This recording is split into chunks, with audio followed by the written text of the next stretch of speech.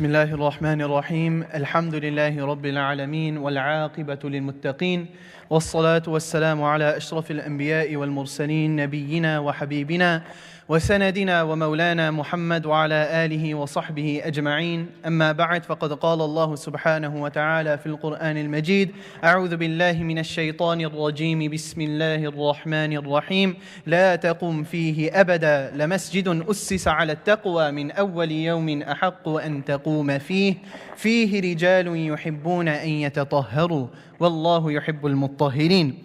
وعن سلمان الفارسي رضي الله عنه قال لنا المشركون إني أرى صاحبكم يعلمكم حتى يعلمكم الخراءة فقال أجل إنه نهانا أن يستنجي أحدنا بيمينه أو يستقبل القبلة ونهى عن الورث والعظام وقال لا يستنجي أحدكم بدون 3 أحجار أو كما قال عليه الصلاة والسلام رب اشرح لي صدري ويسر لي أمري واحلل عقدة من لساني يفقه قولي أما بعد.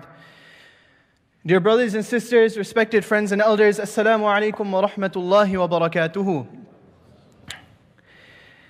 There is a hadith in Sahih Muslim which I feel displays the mindset of a believer. And on face value, when you hear this narration, the idea of the mindset of a believer might not come to our heads. But if we look at the way the Sahabi answers the questions he's asked, and what went through his head, and how his mindset was when answering these questions, then we understand that this should be our mindset as believers. So this hadith is regarding Salman al-Farisi radiyallahu anhu, in which he mentions that some mushrikeen came to him and asked him. They said, Inni ara, that we see that your fellow, referring to Nabi sallallahu alayhi wasallam, he teaches you things. But not only does he teach you a few things, but يُعَلِّمُكُمْ حَتَّى يُعَلِّمُكُمُ الْخَرَاءَ. In a very demeaning manner, they say that they're telling him that he's teaching you even how to use the bathroom, how to relieve yourself. So they're trying to mock Salman al-Farisi radiyallahu anhu and the Muslims as a whole, saying that your leader, Nabi sallallahu alayhi wasallam, he's teaching you even these small things. He's teaching you these common manners that everyone is supposed to know. That what is this? Is this a joke? He's just teaching you these small things. Rather, you should be learning much higher sciences. So Salman al-Farisi, how does he respond? You know, if this was us, nowadays, when we're asked questions about our religion, especially questions regarding to our hygiene, what happens? We start feeling a little uncomfortable. Our legs start to shake. We start to tremble. It's almost as if the world is about to end. We think, how am I supposed to answer this guy? And so we start thinking, how can I answer him in a way that I give him an answer which he wants to hear? We don't think that, let me teach him about our religion. Let me teach him what our deen has to tell us. No, if a person comes to us and asks us these questions, especially non-Muslims, we might think that, how can I give him an answer which, he'll think that, okay, we do the same thing. But no, these are habits and traits of the believers which we should be proud of. So Salman al-Farisi radiyallahu anhu, he says, Ajal. Yeah, that's right. He teaches us even these things. Innahu nahana, that Rasulullah sallallahu alayhi wasallam, he has prohibited us from an yastanjiya ahaduna biyamini, that we do not clean ourselves after relieving ourselves with our right hand. We do not use our right hands to clean ourselves. Aw yastaqbil al-qibla, and we shouldn't even face the qibla. We should not face the Kaaba of Allah Ta'ala when relieving ourselves. وَنَهَى عَنِ الرَّوْثِ وَالْعِظَامِ, and there are also certain things we shouldn't use to clean ourselves. So for example, dried up dung should not be used. Nor should we use bones. For the bones, we know that فَإِنَّهُ زَادُ إِخْوَانِكُم مِّنَ الْجِنِّ, that it will become a means of provisions, a means of sustenance for the jinn. So even these small things, that, okay, the adab, the etiquette of using the bathroom. Our deen goes and teaches us even the etiquette of using the bathroom. Yes, we know the deen teaches us how to pray salah. We know the deen teaches us how to do dhikr. We know the deen teaches us how we treat our Muslim brothers and sisters. But one very integral aspect of our deen is just purity. To the point that even how to relieve ourselves, the deen teaches us that when we say Islam is a form of life, this is what it means. That it starts from when we're at the musalla, when we say Allahu Akbar and we start our salah, to when we meet our Muslim brothers and sisters, when we say Assalamu alaikum, we meet them with a smiling face, to even moments in private, to how we should dress, and even to moments like these, the deen covers all of that.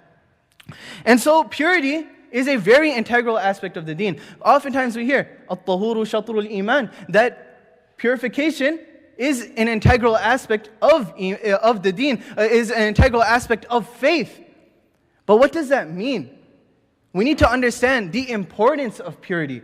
How often do we talk to ourselves and think to ourselves, what is purity in Islam? And just as I mentioned in the beginning, when we are asked these questions, we start to feel a little uncomfortable. Even when it comes to speaking about these things, we start feeling uncomfortable. How often do we have a mudhakara, do we discuss the importance of purity in Islam? When it is such an integral aspect of the deen.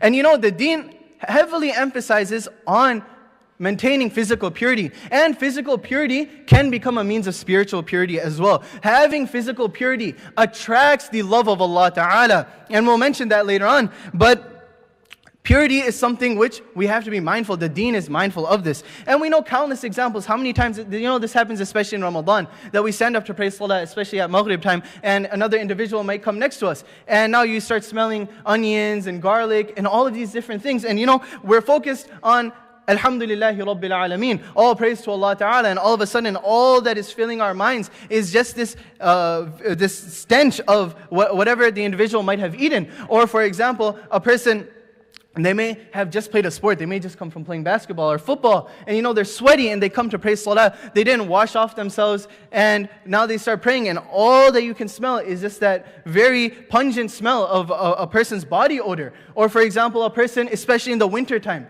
if we don't change our socks, we know what happens. Our socks start to smell. And so you go into sajda. أَقْرَبُ مَا يَكُونُ الْعَبْدِ, that the closest an individual is to Allah Ta'ala is in salah, when he is in sajda. And now at that moment, all that is filling your head is just this very pungent smell of those socks. So purity is something which not only benefits ourselves and is a means of cutting off any harm from ourselves, but it also takes away any harm from other individuals around us. It shouldn't be that other individuals are receiving harm, that they are feeling uncomfortable because of our own personal hygiene, when the deen has taught us these things. And so we should be mindful of this. And when we talk about personal hygiene, we often relate it to only the masjid. But personal hygiene in Islam is not restricted only to the masjid. It is not restricted to the classroom. Rather, it is not restricted to those things, but rather it applies to every single aspect of our lives. Whether we are coming to the masjid, whether we are coming to the classroom, whether we're going to our workplace, whether we are just staying at home. We have to make sure that we maintain these guidelines which the Sharia has given us when it comes to maintaining purity. And so a hadith comes to mind, narrated on the authority of al-Mu'mineen, our mother Aisha radiyallahu anha, in which she mentions that Nabi sallallahu alayhi wa sallam said, "Ashratun min al-fitrah," that there are 10 things which are from the fitrah. Now what is the fitrah? The fitrah is that natural disposition which Allah Ta'ala instills into every single human being at the time we are born. As Muslims, we do not believe that the innate nature of man is to be evil. Rather, فِطْرَةَ اللَّهِ الَّتِي فَطَرَ النَّاسَ عَلَيْهَا. There is a disposition which Allah Ta'ala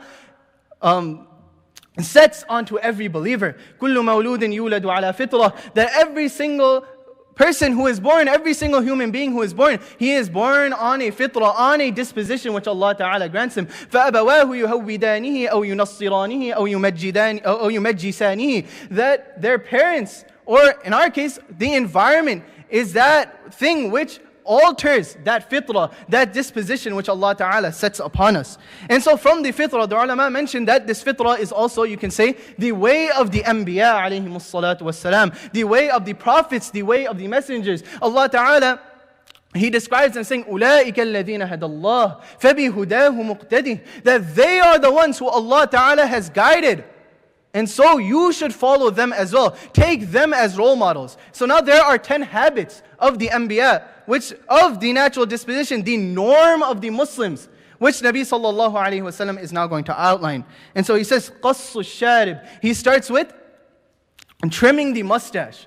And so one thing you will notice in this hadith is that all 10 of these things have to do with personal hygiene. Now you may think that Nabi sallallahu alayhi wasallam, the Messenger of Allah sallallahu alayhi wasallam, is telling us that I'm going to give you 10 habits of the Anbiya.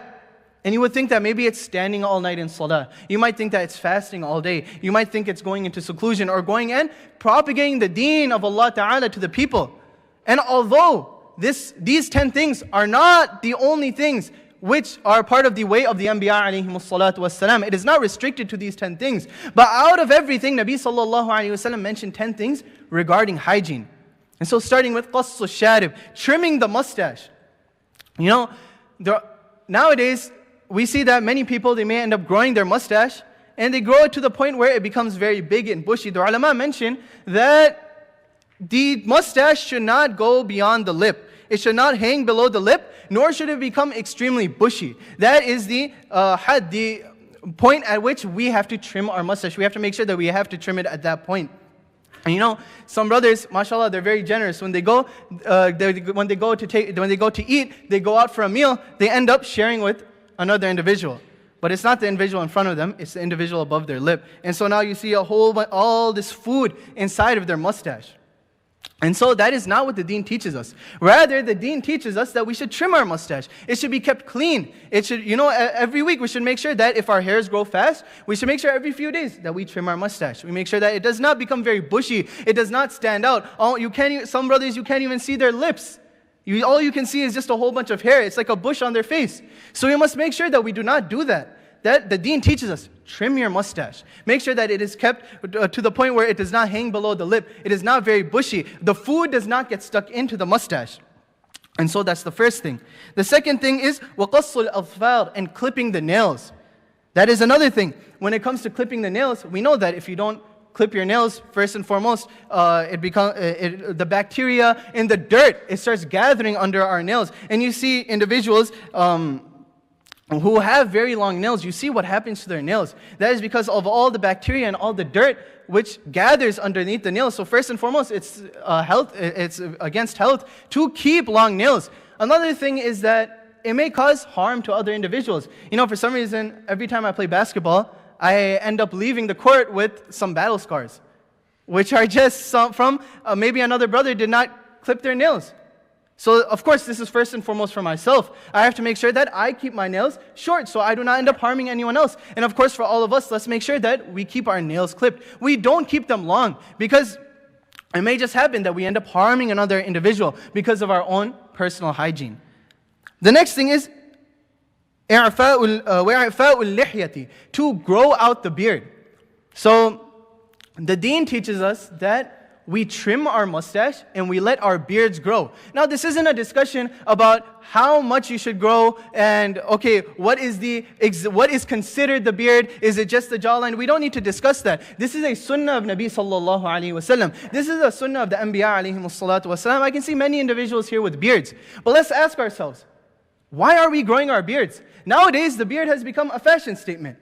But as Muslims, we don't grow our beards because of fashion. We grow our beards because of our love for Nabi sallallahu alayhi wasallam. We grow our beards because it is a sunnah. It is the way, as we mentioned, the norm of the believers is to grow out their beards, let their beards grow long, and to trim their mustache. Although this doesn't mean that we don't maintain it. Yes, keep your beard maintained. Keep your beard looking nice. But don't leave out the sunnah because of a fashion statement. Rather, the sunnah is to let the beard grow long. Yes, let it grow as long as it grows, but also make sure that we trim it we also make sure that we maintain it. And yes, we know that Ibn Umar radiallahu anh, he would actually trim his beard after a fistful.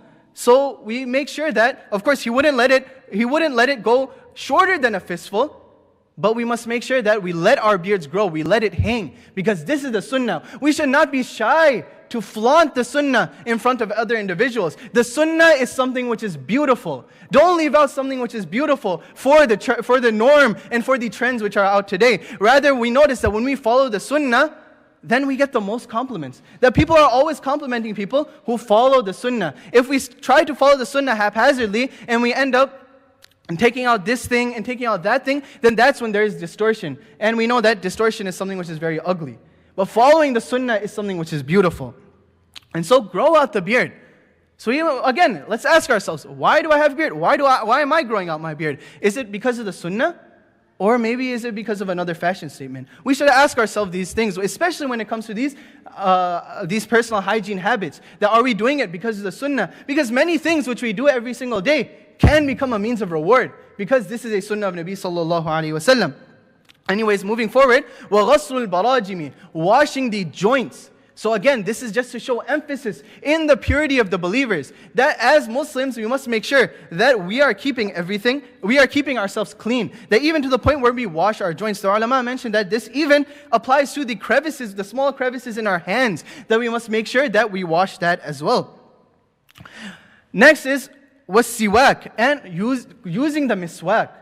Now one sunnah is to clean the mouth, is to floss. In one hadith, Nabi sallallahu alayhi wa sallam says, حَبَّذَ الْمُتَخَلِّلُونَ فِي الْوُضُوءِ وَحَبَّذَ الْمُتَخَلِّلُونَ فِي الطَّعَامِ. That give glad tidings to the one who makes sure that they clean their joints, they clean in between their fingers when they're making wudu, but also give glad tidings. And how wonderful are those who clean their teeth after eating. That is another sunnah of just flossing.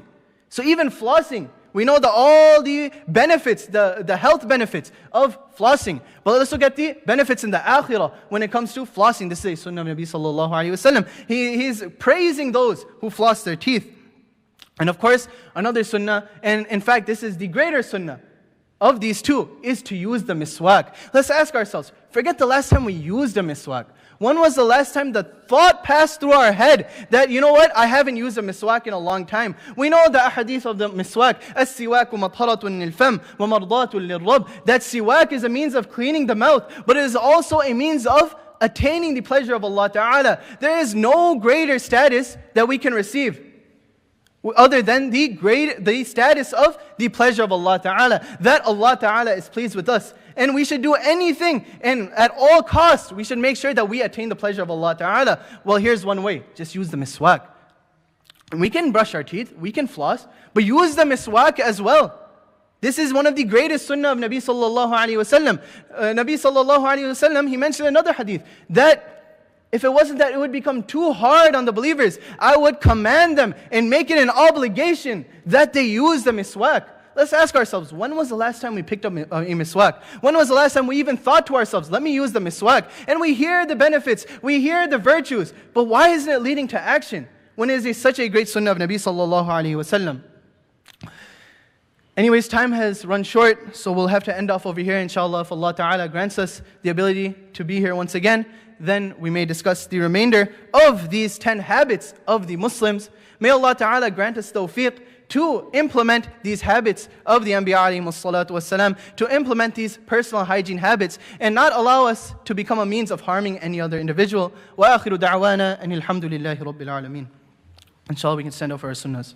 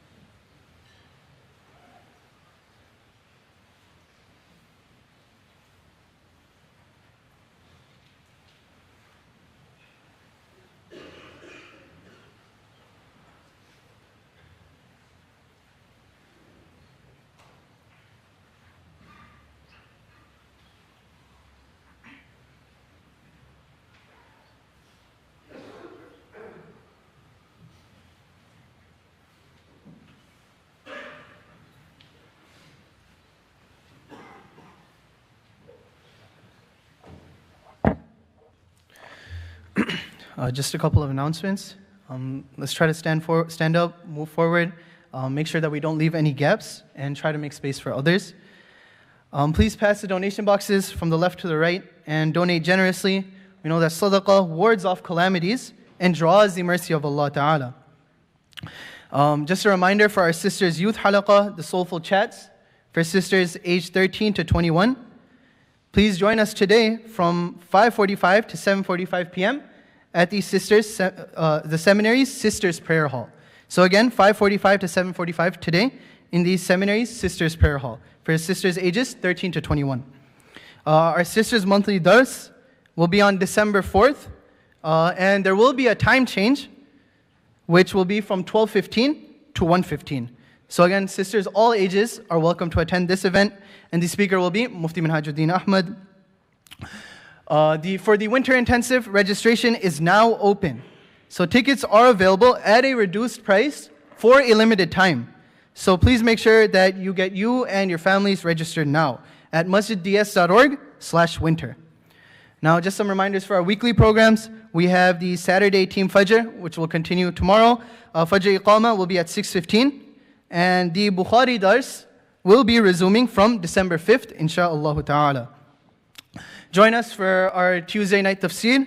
The surah which we are currently on is Surah Al-Anbiya. So please be sure to join us with your friends and family. The program is Tuesday nights after Isha. And our weekly salawat gathering takes place Thursdays after Isha. There is an announcement for Deen Center. There will be an upcoming benefit dinner at the Falak Restaurant and Banquets on December 3rd to fundraise for the Deen Center, which will be a mega da'wah center, a masjid, Islamic school, and more. And there is a request for dua for Asif Jahan Mughni, who went for an open heart surgery. So please remember him in your duas.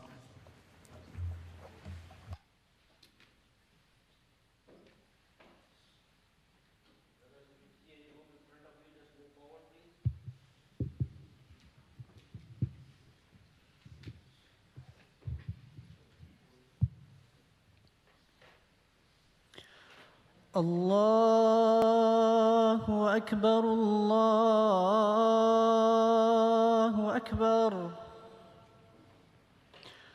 الله أكبر الله أكبر أشهد أن لا إله إلا الله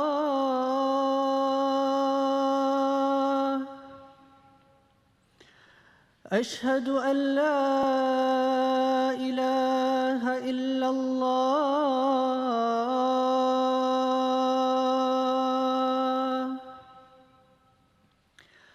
أشهد أن محمدًا رسول الله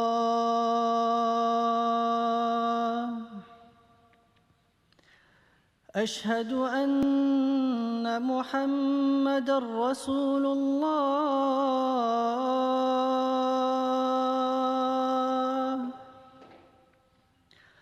حي على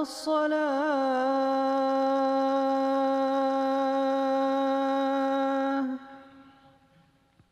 حي على الصلاة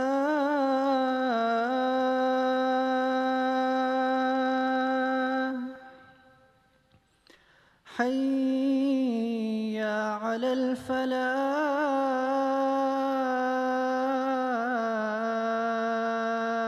الفلاح حي على الفلاح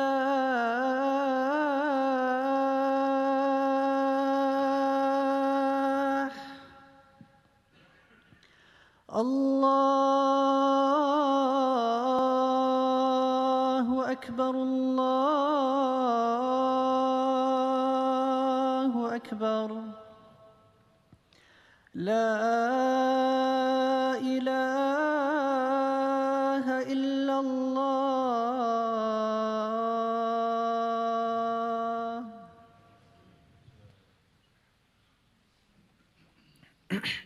الحمد لله علي الذات عظيم الصفات سميع السمات كبير الشان جليل القدر رفيع الذكر مطاع الأمر جليل البرهان فخيم الاسم غزير العلم وسيع الحلم كثير الغفران جميل الثناء جزيل العطاء مجيب الدعاء عميم الإحسان سريع الحساب شديد العقاب أليم العذاب عزيز السلطان ونشهد أن لا إله إلا الله وحده لا شريك له في الخلق والأمر ونشهد أن سيدنا ومولانا محمدا عبده ورسوله المبعوث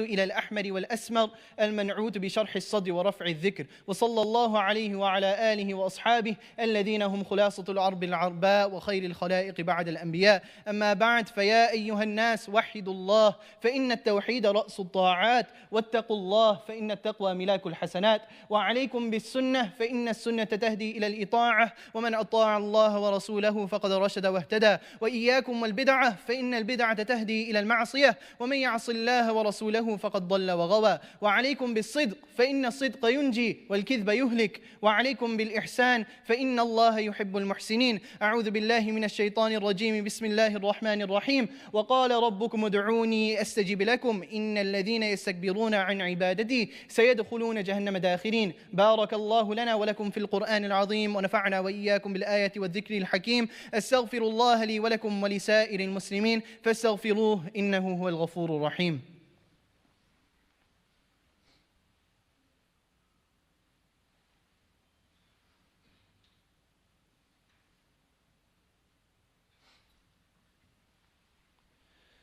الحمد لله نحمده ونستعينه ونستغفره ونؤمن به ونتوكل عليه ونعوذ بالله من شرور أنفسنا ومن سيئات أعمالنا من يهده الله فلا مضل له ومن يضلله فلا هادي له ونشهد أن لا إله إلا الله وحده لا شريك له ونشهد أن سيدنا ومولانا محمدا عبده ورسوله قال الله تعالى إن الله وملائكته يصلون على النبي يا أيها الذين آمنوا صلوا عليه وسلموا تسليما إن الله يأمر بالعدل والإحسان وإيتاء ذي القربى وينهى عن الفحشاء والمنكر والبغي يعظكم لعلكم تذكرون اذكروا الله يذكركم ودعوه يستجب لكم ولذكر الله أكبر والله يعلم ما تصنعون وأقيموا الصلاة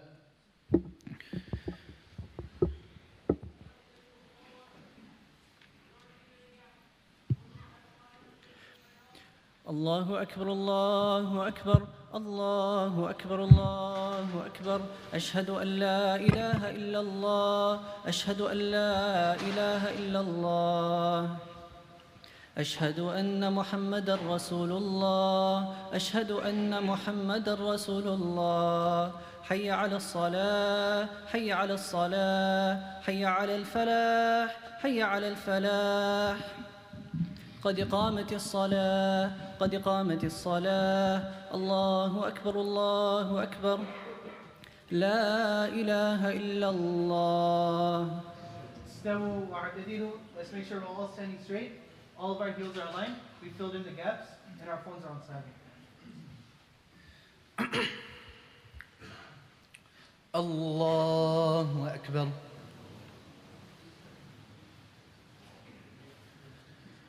الحمد لله رب العالمين الرحمن الرحيم مالك يوم الدين إياك نعبد وإياك نستعين اهدنا الصراط المستقيم صراط الذين أنعمت عليهم غير المغضوب عليهم ولا الضالين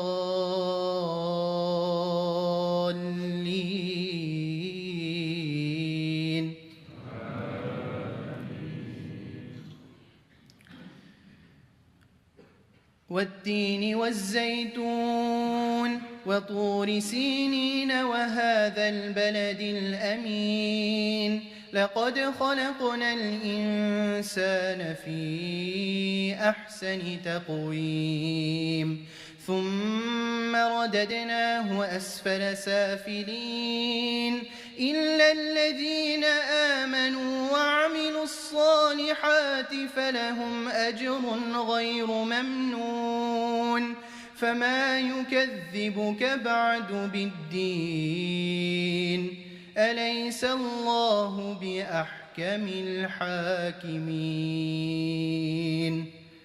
الله أكبر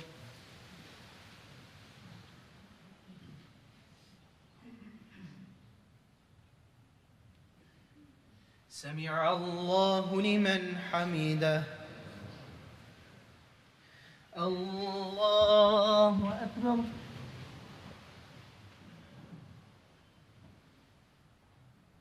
الله أكبر. الله أكبر.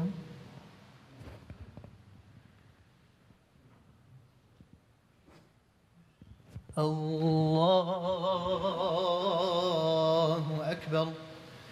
الحمد لله رب العالمين الرحمن الرحيم مالك يوم الدين إياك نعبد وإياك نستعين اهدنا الصراط المستقيم صراط الذين أنعمت عليهم غير المغضوب عليهم ولا الضالين.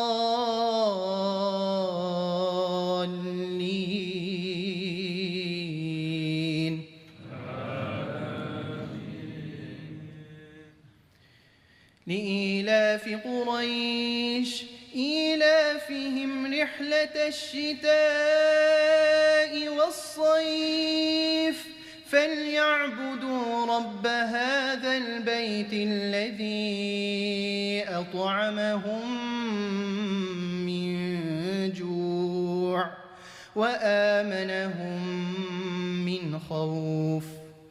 الله أكبر.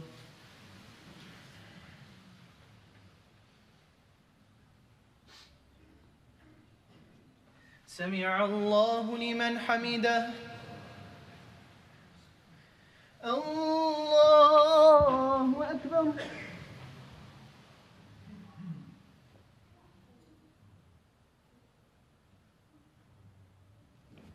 الله أكبر. الله أكبر.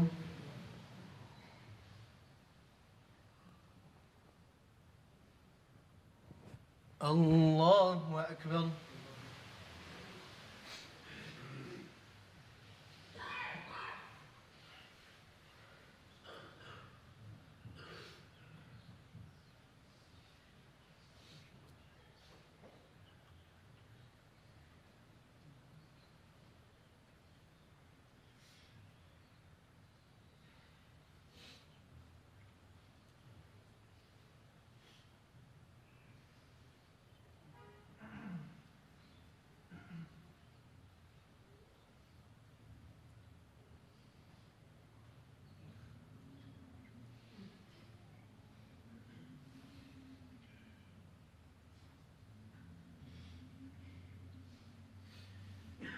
السلام عليكم ورحمة الله.